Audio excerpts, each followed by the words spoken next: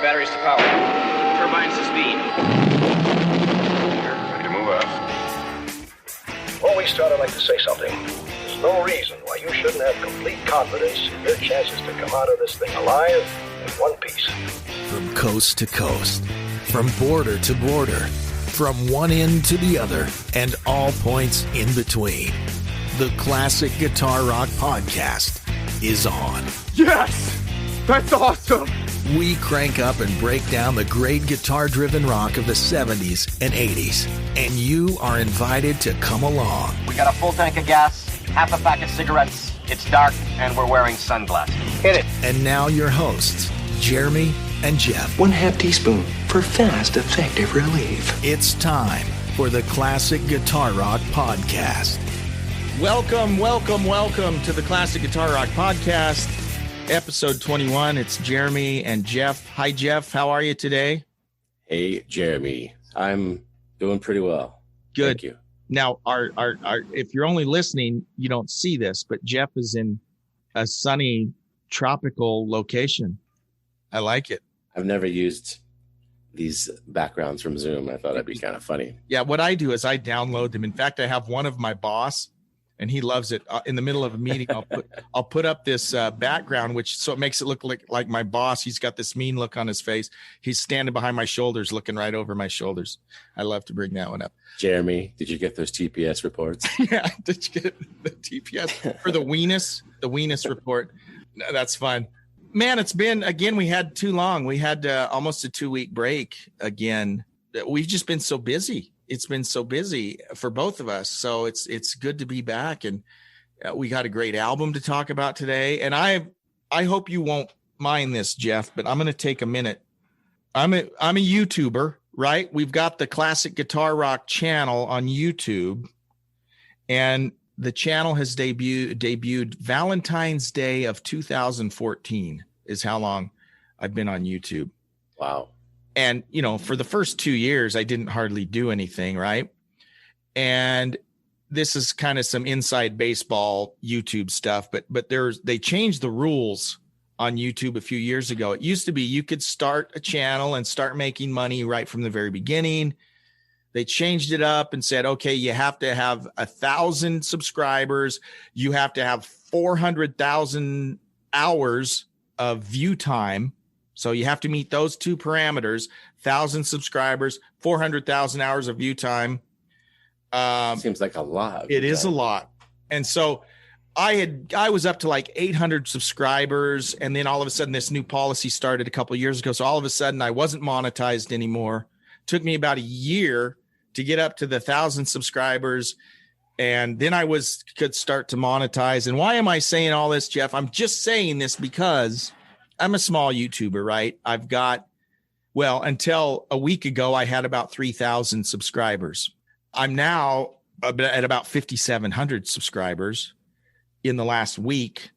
And how did that happen? Well, I got this one video that just took off. You know, the YouTube algorithm is kind of a mystery. No one really knows what you got to do to get views and stuff. But I had this video posted. And yes, I'm shamelessly pitching my YouTube channel. So go to the Classic Guitar Rock YouTube channel. And I did this silly lesson on Billy Gibbons' top secret lazy power chords, I think is nothing silly about that, man. There's nothing silly about it. No, it's Billy Gibbons. It's amazing about it. And that video, Jeff, has just, in about the last 9 days, I am just today I will hit 100,000 views. Okay. Awesome. And I have never, my top video since 2014 up until a week ago was like 60,000 views. And that took me 6 years to get there. Right. So over the course of a week to get 100,000 views, it blew me away. I mean, it was crazy. And I was telling Jeff before we started, I've made over $100 in 1 month from YouTube one time. So 1 month out of the last 6 years have I made over $100 a month. And any of you that are on YouTube, you know that they pay you monthly, but a minimum, but you have to have made $100. So basically what happens is every 2 months I've been getting a check from Google for about $160 or $170 because I'm making $75 a month or $80 a month. And so it would come every 2 months. Every 2 months, I get a payment for those 2 months. So I have made from this one video, single video, 3 times as much as I've made, in a month. So I'm super excited about that. And I'm hoping that will kind of give me the momentum. I've added 2,000 subscribers in 8 days, right? Because keep this train rolling now. That's what I'm saying. Keep the train rolling. So I'm like the Jerry Lewis telethon here. So go to Classic Guitar Rock and subscribe to the YouTube channel and, watch some of the videos. Hey, I'm a subscriber. Thank you. And if you're a fan of low budget, marginal talent guitar lessons, man, I'm right up your alley. I'm not to the level of Jeff. We hear the great bumpers that Jeff makes. His are better. No. But Jeff, if you would have started a YouTube channel 6 years ago, you'd be on Easy Street like I am right now. Okay? Yeah. So who's the smart guy here? So you are. No, your guitar playing and the sound, the tone, and it was perfect. And it was great. Well, thanks. Great. But yeah, they're not polished, and it's so funny. Anytime you put yourself out there, whether it's a YouTube or a podcast, some people just love to come at you, man. Most people are really nice, and your ratio of thumbs up to thumbs down. You always have way more thumbs up than thumbs downs, but sometimes you get these comments and you're like, wow, am I really that bad? So you just kind of have to roll with that. It's fun though. It is. YouTube is fun. I do it for fun. It's not about the money. The podcast isn't about the money, but it is nice. That's for sure. When you can make a little money from things that you're doing for fun. So, yeah. And Jeremy and I were talking about possibly doing some kind of collab where we could actually both be playing and just talking about something. Totally. It's a song or a style or a technique or who knows. So Jeff, we don't want to give too many details. Jeff's going to go on a trip here in a few weeks. He'll be out of the pocket for probably a week or two, I'm guessing. But when he comes back, that's one of the things we really want to focus on is how can we do some good live streaming stuff together where we might be able to actually play some stuff. I think that'd be a lot of fun. Yeah. Yeah. I don't mind doing a podcast and maybe adding a live stream from the island. Oh, well, it's not an island. It's that'd be awesome down south. That'd be kind of cool. Beautiful South America. So that's great. Perfect. Woo-woo. Well, we got a great album today. It's we're going to talk about another album from 1970. I think the Mountain album was from 70. This is the James Gang, or just James. It's not the James Gang. It's James Gang. This is their second album, Rides Again, from 1970 that we're going to jump into. But first, we have some news items. So you've got some and I've got a couple. So I'll let you go first, Jeff. Rock and Roll Hall of Fame 2021. Oh, don't get me going. The inductees have been officially announced. Oh, no. The Go-Go's have made the cut. And funny enough, the Foo Fighters, Carole King, Tina Turner have made the cut. And each of them have been inducted prior, as you might imagine, with Nirvana for Dave Grohl, and Tina Turner and Ike Turner and Carole King had been inducted previous as well. So Jeff's seeing the look on my face. So I didn't want to launch into this. I was intentionally not going to mention the Rock and Roll Hall of Fame. And this is not, you know what? I like the Foo Fighters. I love Dave Grohl. I love the Go-Go's. I have some Go-Go's albums. Okay. So this is not a critique of them or Carole King. Carole King is phenomenal. Tina Turner's phenomenal. Here's my problem. Should the Go-Go's be in before Iron Maiden? Should the Go-Go's be in before Judas Priest? I don't think so. Should the Go-Go's be in before UFO? No. Here's the deal. Nina Simone and Tom Waits are in the Rock and Roll Hall of Fame. Iron Maiden isn't.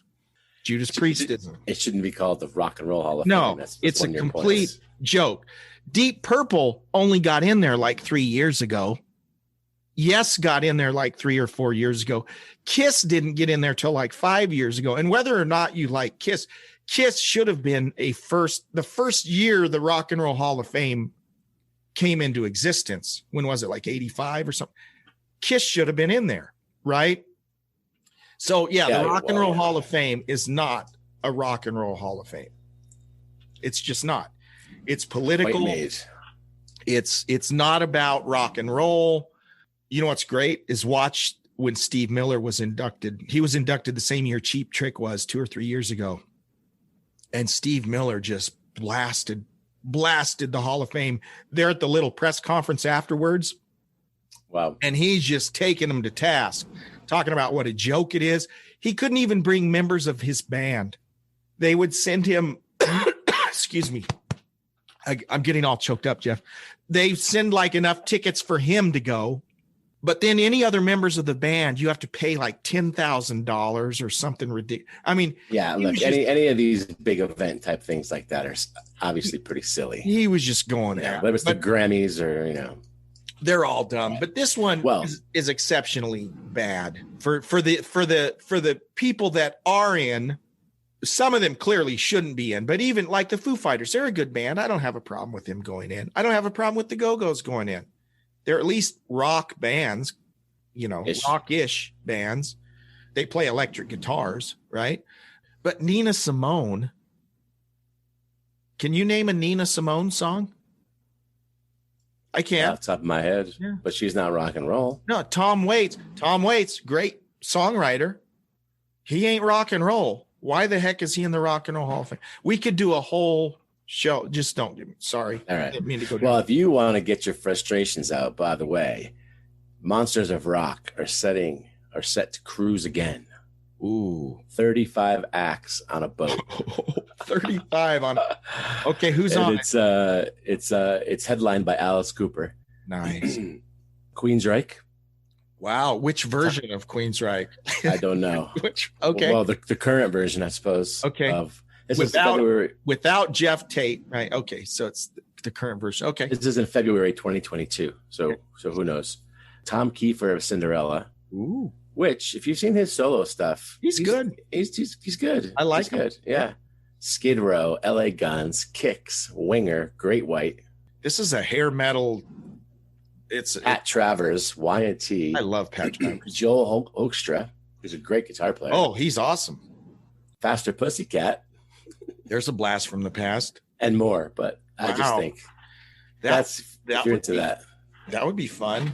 It would just be us and 1,000 other 50-year-old male pattern baldness guys on the high stage.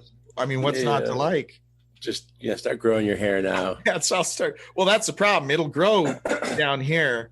My hair looks good in the front, but behind it's like, oh yeah, it's not doing so good. So great. Any other news items? I have one big news item I wanted to share. I have a funny one. Let's hear it. There were 2 studies in Denmark and China for whatever reasons. The study claims listening to heavy metal can lead to unhealthy food choices. And I thought, who actually took the time to write this someone article? Paid for it too.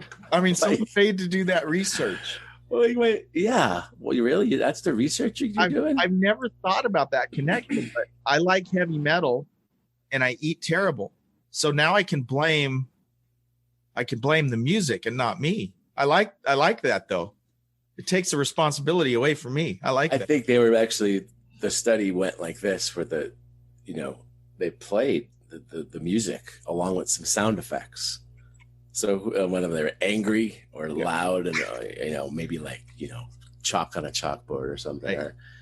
And then I guess afterwards, they say that participants would choose the McDonald's burger versus the carrot sticks or whatever. Turkey on wheat with lettuce and tomato. Wow. It sounds very scientific. Why don't I ever get called to those cool focus groups? I get the calls sometimes where they'll say, hey, do you want to come down and listen to this focus group on this initiative to build a new dam? No, but man, if it was a heavy metal thing or something, that would be kind of fun. So yeah, cool. Yeah. Well, I've got this little tidbit of news. Can't remember we touched on this. We might have a few months ago. Probably not. Any of you that have followed the Judas Priest drama, KK Downing retired back in like 2014. And the story at the time was he quit. Now he says in the last couple of weeks that he actually feels more like he was kind of pushed out. And there's a whole story, right? He wrote a book called Heavy Duty where he talks about it. I've heard him on Eddie Trunk a few times talking about it. All this gets to the point that KK Downing has started his own offshoot group. How's this for an original name? KK's Priest is the name of the band, which is really stupid. Very original. And they dropped their new single. And their new single is called Hellfire Thunderbolt or Thunderbolt Hellfire or something. And I guys, I'm a huge Priest fan, classic Priest, up to about Screaming for Vengeance. I love it. I love British Steel. I love Hellbent for Leather. I love Stained Class. I love all of that classic Priest. And so in the interviews, Tim Ripper Owens is the guy that replaced Halford when Halford left. And they put out 2 albums with Ripper. And Ripper, the movie Rockstar is based on Ripper Owens. I don't know if everyone knows that. And in fact, Judas Priest was involved in the early creation of that movie, but there got to be, because it was going to be about Ripper Owens and about Judas Priest. It's almost going to be like this autobiography. But then at some point, legal issues came into play and the record company didn't like how some of this. So then all of a sudden they just made a clean break from Judas Priest. There was no involvement from Judas Priest, no involvement from Ripper Owens. They just kind of made it a generic story about this guy from a cover band who becomes the lead singer of a real band. But that was based on Ripper Owens. And I had Ripper no Owens, idea. yeah, and Ripper Owens does a great job. He can pull off Rob Halford. He can sing the old classic stuff. He can sing the new stuff. They made 2 albums with Ripper when Halford left. One was called Jugulator. One's called Demolition. These are the 2 heaviest Priest albums. I mean, it's heavy. So when I've read in interviews that KK's Priest was going to go for the classic Priest sound, I was excited. So KK's Priest has Ripper Owens. He's been a member of Judas Priest. Drummer Les Binks, who was on Hellbent for Leather. I think he was on 2 different Priest albums, Stained Class and Hellbent for Leather. A great drummer. He's one of the originators of the fast double bass drumming that, of course, everyone does now. But in the mid-'70s, there weren't a lot of guys that did that. So Les Binks was in it. So on the interwebs, right, there's been this debate about which band is more legit. KK's Priest has as many legit members as Priest does now, because in Priest, all you got now is Rob Halford and Ian Hill, the bass player. The drummer, Scott Travis, he's been in there for 20 years, so he's almost like a original member. But KK's got 3 members. Priest has 3 members. So there's been all this debate about which one's the best one to see for the real true Priest experience. Well, they dropped the new song, Thunderbolt Hellfire, Thunderbolt. I really wanted to like it. Yeah, it's not bad. I won't say it's bad, but I was hoping for more. So anyways, we got that going for us. That was my news item. Boy, right. Jeff, between you bringing up the Rock and Roll Hall of Fame and then me talking about KK's Priest, I'm just all in a bad mood all of a sudden. So Joe Walsh will bring it back. Joe Walsh will bring us back. So when we come back, we're going to jump into this classic album from 1970, The James Gang Rides Again. Woo.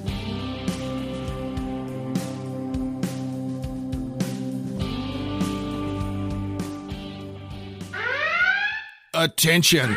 If you live in Spokane, Washington, and have teeth, this message is for you. Braun and Jarvis Family Dentistry knows teeth. Incisors, bicuspids, canines, molars. No tooth is too big or too small. I was delighted and impressed. So impressed, I bought the company. With Braun and Jarvis, you'll have the sweetest grill in the inland Northwest. And let's be honest, nobody wants a funky grill. Braun and Jarvis Family Dentistry. 509-464-2391. That's 509-464-2391. Braun and Jarvis Family Dentistry. Quality dentistry that doesn't suck. exclusively on ESPN Plus. UFC 313, Saturday.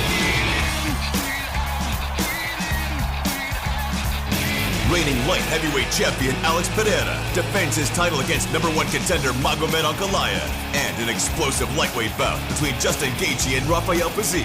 UFC 313, Saturday at 10 p.m. Eastern. Buy it on ESPNplus.com/PPV.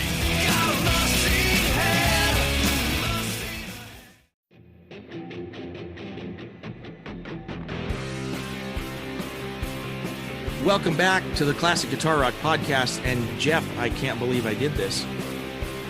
Jeff, our musical director, has been making bumpers, really good bumpers. And last episode, tell us what happened. I want you to recount what happened last episode with the bumper you shared. Because remember, you said, I made this bumper, and then when I played it back, it sounded kind of familiar.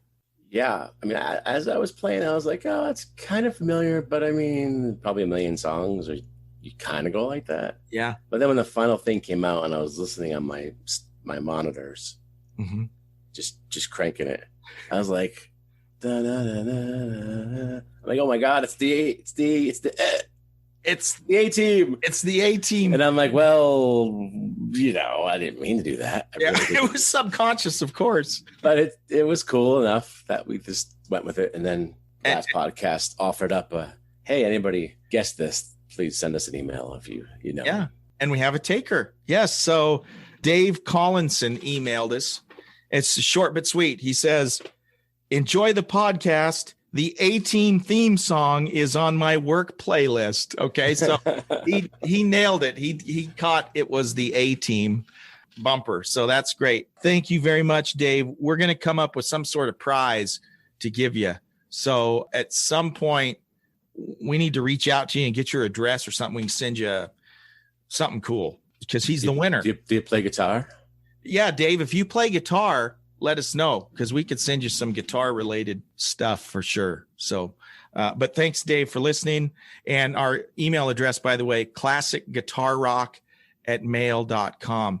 Another thing, if you listen to us on Anchor, and I'm not sure how this works with other podcasts, if you listen to us on another platform, but I know if you listen on Anchor, you can actually leave a voice message and we get that and we can play that on the air.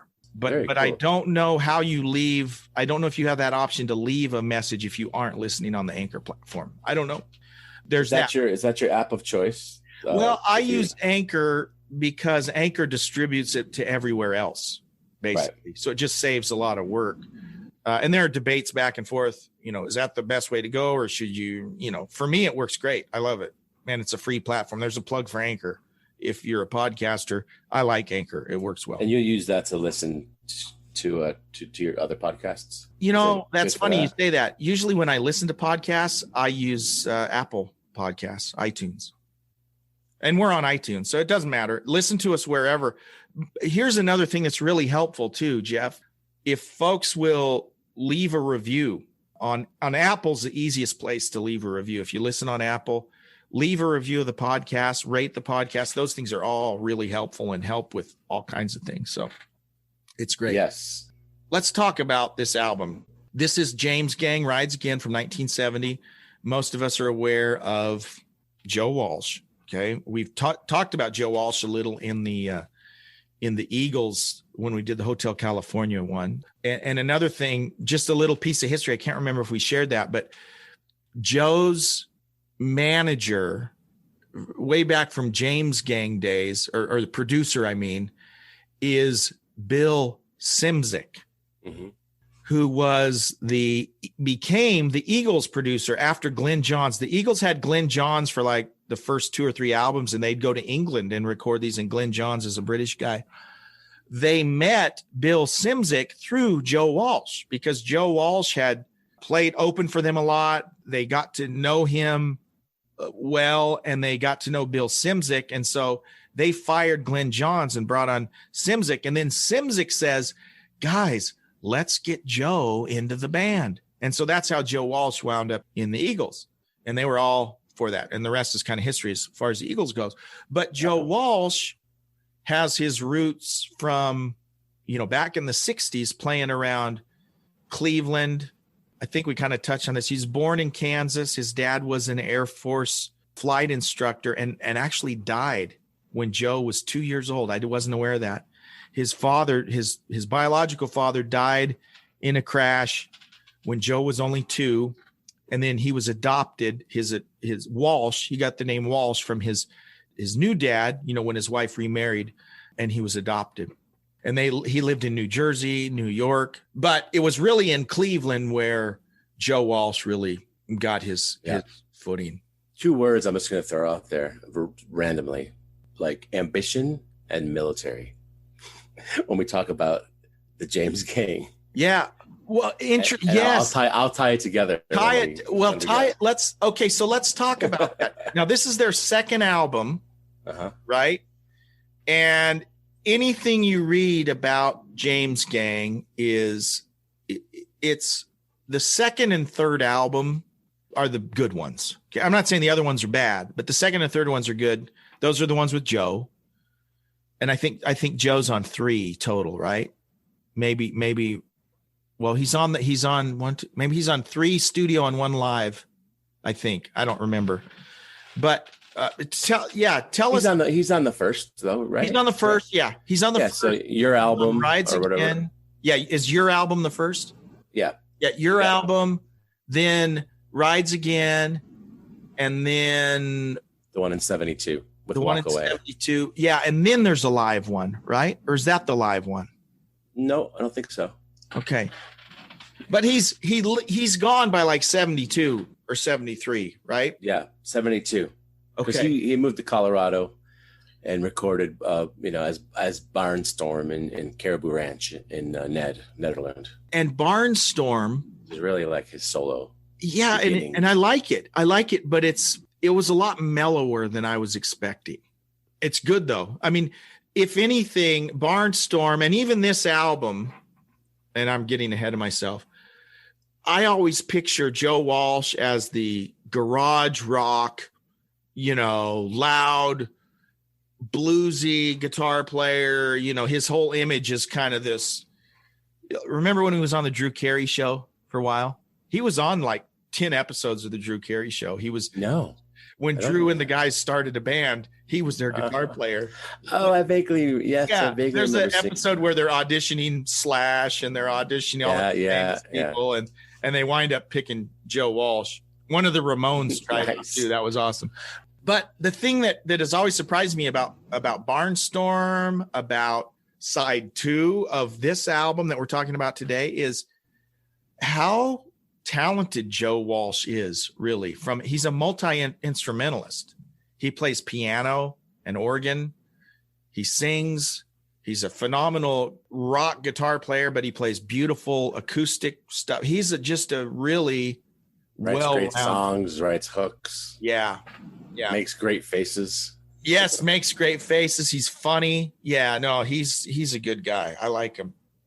Tell us about your theme. Yeah, I want you to pursue this ambition military theme here. This is interesting. Well, the ambition thing's really simple, but it just goes to show, like when Sammy Hagar, we were talking about Montrose a couple back, how he just walked up and knocked on the door.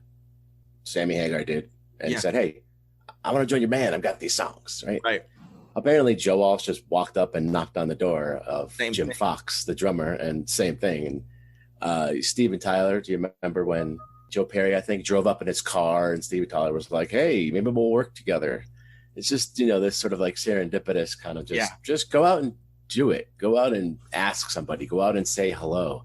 Put yourself out there, in other words, right? Yeah. So I read that. We're not a self-motivation podcast, but that's a real lesson there. Seriously, it is. Because imagine if Sammy hadn't had the nerve to just go up and knock on the door and say, "I want to be in your band." Their whole lives could have been different. That's interesting. I have a hard time doing that now. Yeah. I'd like to just put it out on Craigslist and say, "Hey, anybody want to play Grateful Dead music?" Because the band I'm in likes classic rock and they don't love it, but they'll play it. Right. But I want to. I can't even do that. I don't. It's like I can't even do that because then it's like, oh well, then I gotta have this and I gotta make sure I'm up to speed on that, and then we gotta actually get together, and Like, it doesn't have to be that hard, man. You just do it. All right. The other thing I'm reading, and this must have been a time, the draft was happening, right? Late 60s, yeah. And so I don't want to get into all the details, but various members came and went and were replaced because they joined the military. Or they were drafted. Yeah, that happened at least 3 times where it mentioned so-and-so came in to play bass, then he was drafted. So he was replaced by someone. Then I don't know if you picked it up, but it sounds to me like a military snare drum beat. Oh, yeah. Or maybe when it comes into the end of Bolero, maybe. I don't remember when it was, but there's a that's in my notes to talk and I just thought, how funny. Like, it's a very military type marching. Totally. Yeah. It does mention the one guy. Sorry, I don't have his name, the notes in front of me, but the one guy was actually AWOL from the Army while he was playing with the band, and then finally left and moved off to California. But in those days, especially, man, you didn't go AWOL. That was not a good choice. But yes, that was a very common thread through the history of the band is members were getting drafted and leaving. They'd have to replace people. And then you get Joe Walsh and Jim Fox? Jim Fox. Jim Fox and Joe Walsh. Jim Fox, the drummer. Man, what a phenomenal drummer. And the bass player came in here. It was Peters, right? Mm-hmm. Dale Peters replaced Tom Chris. Yes, Tom Chris was on the first album, and then Dale Peters came in. And you talk about power trios, man. We've had Mountain. We've talked about Cream. All 3 of these guys, right? You think about this. This is what's great about a power trio is there's only 3 of you, right? You don't get in each other's way. But what's bad about a power trio is there's only 3 of you, right? So you got to cover a lot of sonic territory, and these guys do it. I mean, it's really, really good. I like to just pick a song and say, okay, this song, all I'm going to listen to is the bass. All I'm going to listen to is drums. All I'm going to listen to is Joe. And all 3 times you're like blown away because they're like, this is just really good stuff. Yeah. Yeah. I think at the time in 1968, Joe joined the band, but there was a 4-piece. I guess who was he playing keys? This kid, he was in high school. Yeah, he was still in high school. I saw and was playing and might have been singing and doing keys or something. And then the Silverman guy came back who had gotten drafted, and so they were a 4-piece, and they got invited to open up for Cream. Mm-hmm. I mean, I don't know how that happens without like major success or album. Mm-hmm. And then the Silverman guy, he said he couldn't do the show. Yeah. But the band needed the money. And so they went ahead and opened up for Cream as a trio and liked their sound. They did it and they decided, you know what? This was cool playing as a 3-piece. Yeah. I thought that was kind of cool. Stuck with it. Interestingly, once Joe left, most of the later versions were 4-pieces. They'd bring in so Tommy Bolin, who replaced Richie Blackmore in Deep Purple. He was in James Gang on Joe's recommendation. In fact, there's a funny interview you can find on YouTube of Jim Fox and Tommy Bolin talking about the fact that, Joe left and he called me back and recommended this guy, Tommy Bolin, to come into the band. And he did, and he played an album or 2 with him. Yeah. All 3 of these guys, as you listen to them, they're really good. Really good. And so another shameless plug for my YouTube channel, because I've spent the last week and a half listening to this album. I've always fiddle farted around with Funk 49 and can kind of, I can basically play it. So I put up a lesson, and on the coattails of this ZZ Top lesson that has taken off over the last week and a half, my Joe Walsh lesson is doing pretty well. So there's another shameless plug invitation for you to go check out the Funk 49 lesson. Go check it out. Check it out. Fantastic song. And it's just, we play it. Song. Do you? We're going to play it as soon as I've already texted the drummer and say, Brad, listen to this and let's play it, because we could totally do it. I've been playing it since high school. Wow. Well, then didn't play it for probably 20 years. And then with this band, I'm like, hey guys, we got to play this song. And it's one of our favorite. And it goes over with the crowd. The crowd loves it. Yeah. You know, in 1970, they opened up for the Who, the James Gang. Yeah. 6 dates. Pete Townsend was blown away by Joe Walsh, and they invited them to went over to England and to tour with them a little bit. Yeah. That's pretty and amazing. They've been good friends all through all the years. Yeah, they're still good friends. There's a lot of great press about Joe. You know, Eric Clapton talks about him. I think Jimmy Page talks about him. You know, I don't want to say he's underrated because I think everyone has always talked of him as being a good guitar player, but even among other players, he's one of these guys that's very well respected. He's a guy that you see playing with other people all the time. I mean, if there's a festival for one of his big causes is veterans. Every year he does a big show for veterans. He's very involved in, which is awesome. He's had struggles with addiction.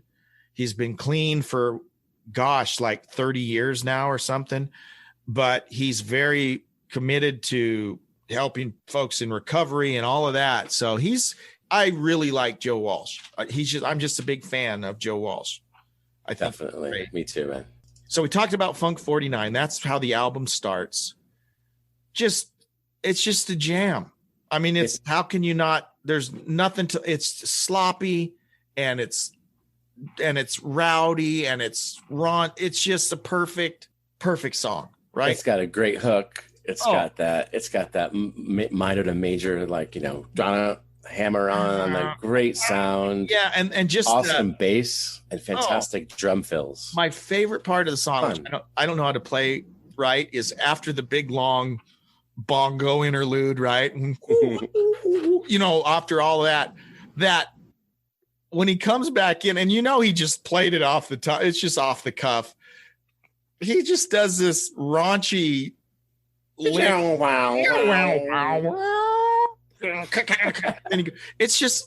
awesome. It's awesome. And now my understanding is, I read this a long time ago. I didn't verify this, but I remember reading years ago that was a Fender Champ. And when I say Fender Champ, I'm assuming like an old Tweed Champ. Just cranked. That was sound. A Strat through a Fender Champ cranked.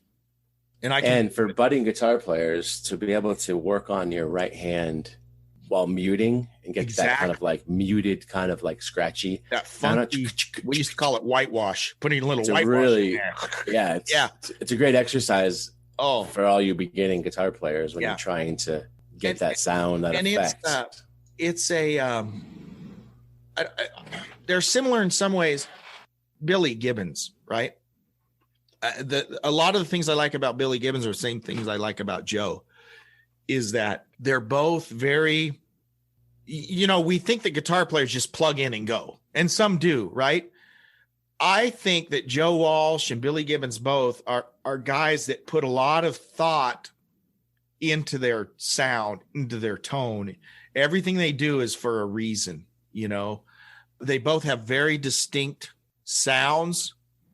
And obviously the way they play, there are some similarities between them, but it's really, to me, the attention to the detail of their sound that both of them have. You know, if you look throughout their careers, they've always got these great guitar sounds. Always. And ZZ Top's first album, Neighbor Neighbor, The Squank, you know, all those great songs on the first album. It's kind of the same time. That was 71, I think, but it's the same general time frame as this album. And I get kind of the same vibe from this as I get from ZZ Top's first album. It's funny. There's the song Woman, the third song. That's what I was just going to say. Woman. And then at the beginning of that, the Squank song on ZZ Top's first album, Woman, starts out the same. I'm like, when I heard it on this album, I'm like, wait. That sounds just like the ZZ Top song. So I would go back and forth between ZZ. There's some similarities there, but it was two great albums, by the way. We should do ZZ Top's first album at some point. I've got the same notes about Woman. Yeah, that's funny. So we got Funk 49. And I kind of was talking about this last week. We go into Ashton Park, which is just a little instrumental thing. And I talked about how Joe's using his reverb or his delay here. This is almost a precursor to the later stuff we'd hear from like David Gilmour and, you know, some of these guys that would get into more delay and stuff. But we're hearing this way back in 1970. It's kind of cool. It's like a country chicken picking. It's almost like, I'm sure it wasn't a pedal, but I could be wrong. It might just be like a tape delay. It probably is. And it feels like he just discovered how to use it. Because he syncs up with rhythmic. And they just left it on the album. Like they just hit record and they're like, it's cool. Let's make that a song. Let's leave it. Yeah. But it's cool. It's just kind of a cool groove. And when we talked about Woman, I'm probably moving too fast. If you have something about Ashton Park or No, I was just going to say, I want to figure out if anybody knows maybe what he was using for that sound. Was it like a Roland tape echo? You know, the 201, the space echo one, or I'm just saying the Benson tape echo was popular. Based on the time, I think it would have to have been like a Benson, or because I don't know what other. Probably all the delay units at that point were tape delay. I'm assuming. I don't know. I think that's a Gilmour. Yeah, might have been using. But it's kind of cool. Then we get into Woman, which is just a rocker. I love Joe's vocals through this whole album. He has such a unique, I say whiny, but I don't mean it in a bad way. You know what I'm talking about, right? He's just got this kind of, he doesn't have a pretty voice, but it works. Even on the slow, mellow songs, it works. It's a very, what's the word? It's very earnest, a very earthy. That's what makes it work, right? Is it doesn't sound like a trained singer or whatever, but it works, you know. I love it. It's unique. It's unique, and you can tell it's him right away. But I particularly like the singing on Woman. I just really dig that song. The bass tone on the intro. Yes. If you listen to it in headphones, I got to go back and I haven't listened. It's so fat. It's so fat. Yeah, it's great. This guy's bass is phenomenal throughout. It's just really good. But I think my favorite song is probably The Bomber. And you were talking. It's certainly the most ambitious. Yeah, you're talking about the drum beat in the middle. But The Bomber is a 3-part song. There's Closet Queen section, and then a section called Bolero, and then Cast Your Fate to the Wind. And Jeff was alluding to the military drum part. At the end of the Closet Queen part, it kind of mellows. You get this groove, and it's kind of grooving along, and the bass is just a lot of sweet bass playing, and the drum. I mean, it's just a groove. And then all of a sudden, the drums slowly get a little more, what's the word, regimented, until he's finally just playing a full-on military march. And I was not aware of this. For most of the history of this album, Bolero was edited out of this song. Mm-hmm. I did not know that. Yeah. And that's one of my favorite parts of the whole album. And the later digital. So Bolero is a famous classical piece by Ravel. Who was Maurice Ravel, French composer. Is that right? And if you guys heard it, you'd probably go, oh yeah, I've heard that. You know, it's kind of it's not like a Beethoven symphony that everyone recognizes, but it's one that you probably have heard it somewhere. And this is what's cool, because you're hearing this bluesy pentatonic rock, and then all of a sudden he goes into this little classical part for like a minute or two. Yeah. With this military beat. It just kind of takes you from, you're not expecting it, right? And then it winds back into being a rocker part there again at the end with Catch Your Fate to the Wind. And the whole song's about 7 minutes long, so it's kind of long. 7 minutes. But it's got, the kind of jammy part, in the middle, kind of long extended jammy part, which is really cool. Which, I don't know if you felt the same or heard the same thing, but there's some slide work.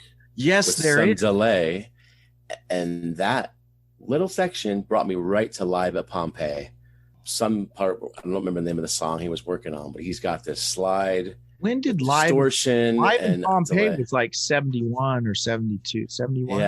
Yeah. And if you go back and listen and then go I don't remember what tune. Maybe we can put it in our comments in the future here. Yeah. But it reminded me so much of Gilmore doing his I distorted slide with delay. Now, the thing about slide can be very, and I don't mean this as a slam, right? But when I think of slide, I think of, like George Thorogood. You think of the cliche, simple blues slide stuff.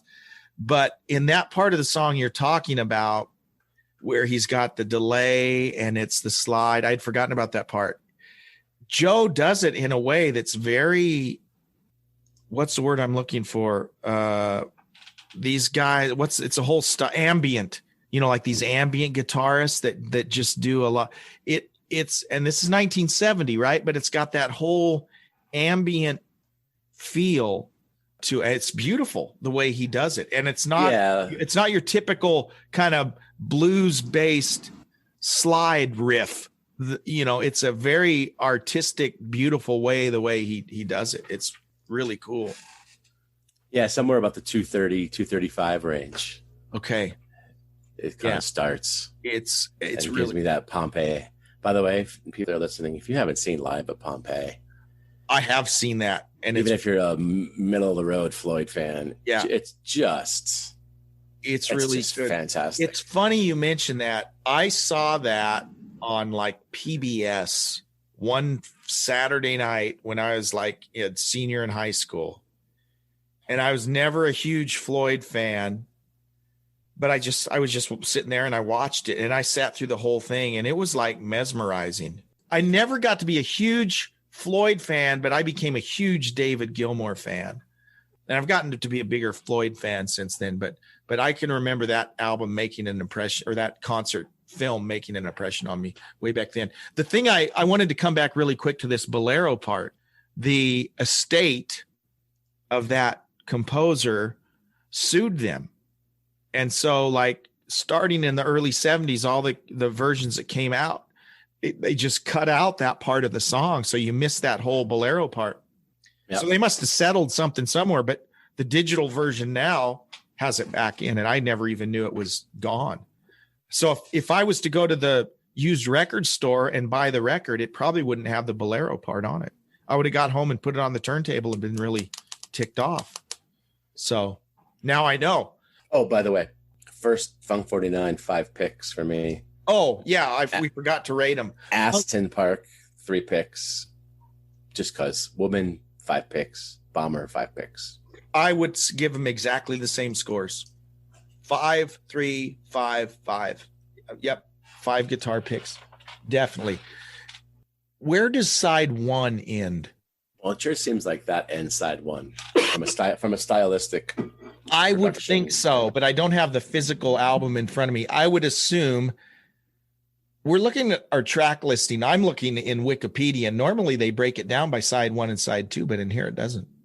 But yeah, I'm assuming side 1 ends after the Bomber, because the Bomber, even though that's only 4 tracks versus 1, 2, 3, 4, 5 on side 2, the Bomber, that track 4 is long. It's like 7-8 minutes long. Mm-hmm. And so here's the thing I had talked to Jeff about earlier, which kind of surprised me is, and I'm sure this is done by design, side 1 is a rockin' side. It's the rock side. And then side 2 is very mellow. The whole side is mellow. And it's just interesting that they do that, because usually albums kind of mix it up. But this is a time in the 70s where they really thought in terms of albums and sides of albums. And so play order and all of these things, they were really important to a lot of bands. And you would see bands, the Cars, for example, side 2 of the Cars album is all blended together, that whole side of the album. One song fades right into the next. And I love that. But even on an album like this, I'm sure there was, even though it might seem kind of weird to not mix it up a little, they made the choice to let's do all rockers on one side and all mellow on the other side. And I wonder why they did that. It's interesting. That's where they or Joe was, he's sort of a two-sided, to me, on a coin. He's got this rocker, player, guitar, blues, awesome slide, right? His bends are impeccable. Yeah, so groovy and funky. And then he's got this melodic, kind of like songwriter, kind of like melancholy a little bit introspective lyrics. And I think it's cool. I agree. He's a musician. He's a musician. That's he's the thing. Songwriter. He's a musician. He's a songwriter. I think we tend to categorize people and we think of rock guitarist Joe Walsh, but yeah, he's a lot bigger than that. And there's organ throughout this album in different places, kind of nice B3 things going on. And I'm assuming that's Joe that's doing those because he's an organ and piano player too. And even in the Eagles, people don't realize this a lot. He did a lot of keyboard stuff in the Eagles as well. Yeah, he's credited with keyboards on this album. So you have to imagine it's probably him. It's the B3, which is awesome. I'll never get tired of the B3 sound.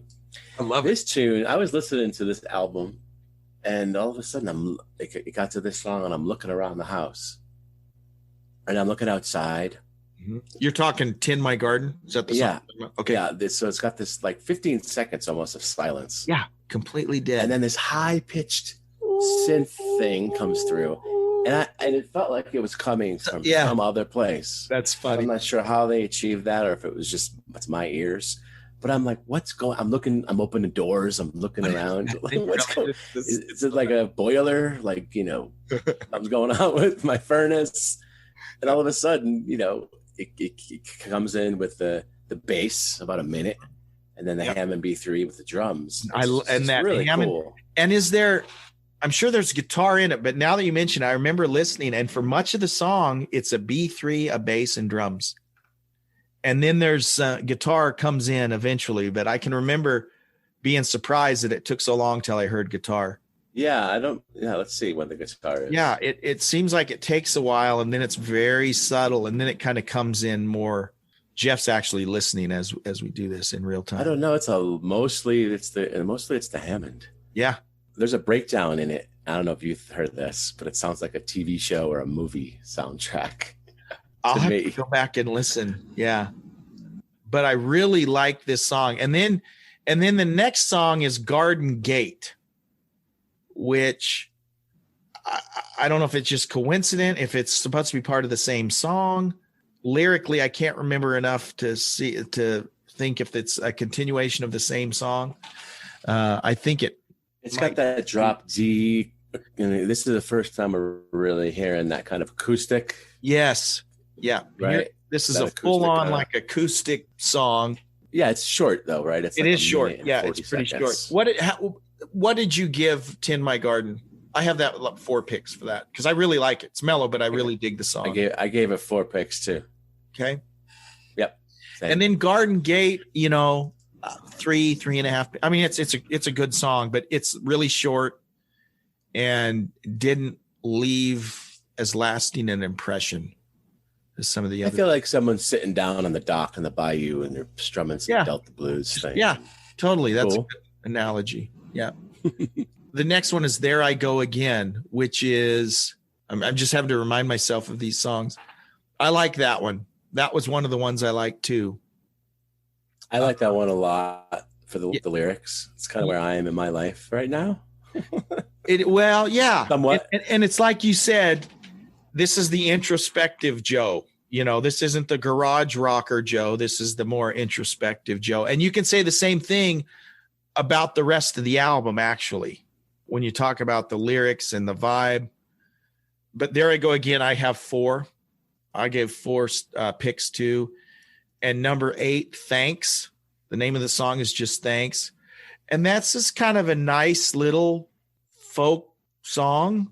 I gave it a 3. You could come up with that today, right? You yeah, exactly. Yeah. Today, be thankful and it's about, and he's saying gratitude. Thank this guy. It's kind of a good song.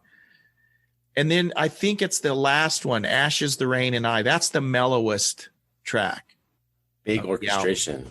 Yes. Lots of strings. Yes. And that's the thing is the last thing if I'm basing my knowledge of the James Gang on Funk 49 and Walk Away, 2 phenomenal songs, and what I know about Joe Walsh, Life's Been Good, I'm totally not expecting really side 2 of this album.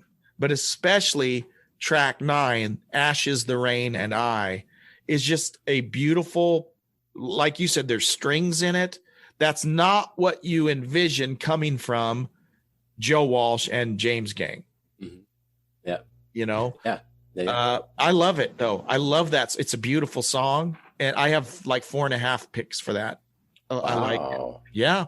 I think it's beautiful too. I think it's great. I gave it a 3 because in the classic rock sense. That's true. Yeah, it's definitely not. But if you were to just play that song isolated by itself and then play Funk 49, you wouldn't think it was the same band, right? They're very, very different. And remember how, now that you said this, remember how when we were talking about Hotel California, you said, it would have been cool if they would have put all the rockers on one side, then I could just listen to one side of the album, right? And that's what they did on this album. Mm-hmm. They heard Jeff and they put all the rockers on side 1 and all the stuff. Thanks, man. One little cameo that I don't know if you mentioned in There I Go Again, track 7. There's a pedal steel in that, which is really nice. There is. And that's this guy, Rusty Young, who he's been in a bunch of bands, I think, but for my reference, he was in Poco. That's where I knew his name from. Okay. Yeah, which Buffalo Springfield kind of dissolved, and then I guess I don't know if I'm correct here. Summer half the band got together, called themselves Poco, and he's playing on with those guys. And the interesting Eagle connection there is Meisner started out in Poco, left, and guess who replaced him? Timothy B. Schmidt replaced him in Poco. And then when Meisner left the Eagles, Timothy B. Schmidt came and replaced him in the Eagles. So there's kind of some history there too. And what you're seeing is it's kind of a small family, right? The Eagles knew Joe Walsh. They all knew Poco. They probably knew the Flying Burrito Brothers and probably knew all these different people from though the James Gang was really more Midwest. They weren't California, but somehow the Eagles became acquainted with Joe Walsh and James Gang. But these are American bands and rock bands, right? American bands. So Britain had their thing happening at the same time. Yeah. With Cream and Sabbath, Zeppelin, and Leftover Yardbirds, and all those bands that we, Humble Pie. Blah, blah, blah. Then we had all these guys. We should do Buffalo Springfield, a U.S. version of the classic rock family tree. Yes, we could do that. We totally could. That would be awesome. That might be a good episode. One more thing, Funk 49 is badass, if I can say that. But Funk 48 on the album before is also badass. It is. It's almost similar. If you listen to the greatest hits, I believe they put 48 and 49 back to back, which is kind of cool. Yeah, Funk 48. You guys should play that too. Well, why is it called Funk 49? I wish I knew. I know you were going to ask that. Yeah, I don't know if there was a story about that or whatever, but this is a really good album. And I know I sound like a broken record. As I go back and listen to our episodes, Jeff, I say that like 10 times this is just a really good album, right? But it is. This is a good album.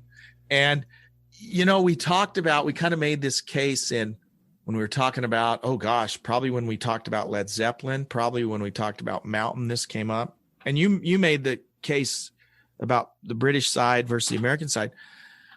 These guys, think about some of the American hard rock bands. James Gang, Blue Cheer, Montrose came a little later. Frank Marino. I mean, there's I think he might've been Canadian. I don't know, whatever. But my point is, I don't mean to be, but I'm kind of an Anglophile or a Europe snob because so much of the classic rock that I listen to is the British stuff. But I've been, and you notice, Jeff, I've kind of been trying to make a conscious effort. You have too, maybe not consciously, but I have kind of intentionally been picking American bands because my tendency is to go lean towards the British stuff. We've done Led Zeppelin. We've done UFO, but man, we've done Mountain. We've done, Humble Pie is British. We've done Mountain. We've done the Eagles.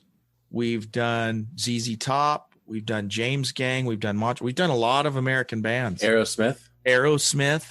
Yeah. Early Aerosmith is right up there, that's man. all pretty influential stuff. So there's a solid American hard rock foundation also. And so that'll be interesting. I want to think about this whole American classic rock family tree. That will be fun to do. But overall, I was just telling Jeff before we started today that of all of the albums, now there's some albums that I picked that I already knew in and out, like 2112, like Montrose, ZZ Top. But a lot of these albums, Jeff and I have intentionally kind of been going out and finding these albums that we all are aware of, but have never really listened to. Humble Pie is a good example. Mountain Climbing is a good example. And I was telling Jeff, of all of those types of albums that we've picked, this has been my favorite. I just really like this. I've always liked Joe Walsh, but this has just kind of increased my respect for him as a player. It was a great album. Yeah, love him. Love Jim on the drums. Oh, great drummer. Cool. Someone told me, guy. Oh, it's named James Gang after Jim. And I'm like, really? And then I found out, obviously, it kind of makes sense with the name of this album, but they're named after. Like Frank and Jesse. Frank and Jesse James. Jesse James. That's what I thought. Which just to ping pong off of your truly American kind of thing. Homegrown. That's right. Frank and Jesse. Yeah. It doesn't get much more American than that. So for sure. Yeah. Well, it was great. Guys, we want to thank you so much for listening to the podcast and invite you to check out the YouTube channel, Classic Guitar Rock. We're on Twitter. We're on Facebook. Like, share. We appreciate all of that. Again, we do this for fun, but we love to hear from you. You can always reach out to us via email, classicguitarrock@mail.com. If you are listening on Anchor, you can leave a voice message that we can actually hear and play on the air. So feel free to do that as well. Any final thoughts, Jeff, before we say bon voyage? I am psyched to rock and roll this summer. You and me both. We have our first gig is the 29th of May, and really looking forward to it. I think there's a lot of pent up energy out there, people wanting to get back into live music and guys wanting to get back into playing live music. So I think it's going to be a good summer. So thanks, Jeff. Thank you. See you next week. We'll see all of you on the next episode of the Classic Guitar Rock Podcast. Thanks for listening to the Classic Guitar Rock Podcast. Please like, subscribe, and share. You can email us at classicguitarrock@mail.com. We'll see you for the next episode of the Classic Guitar Rock Podcast.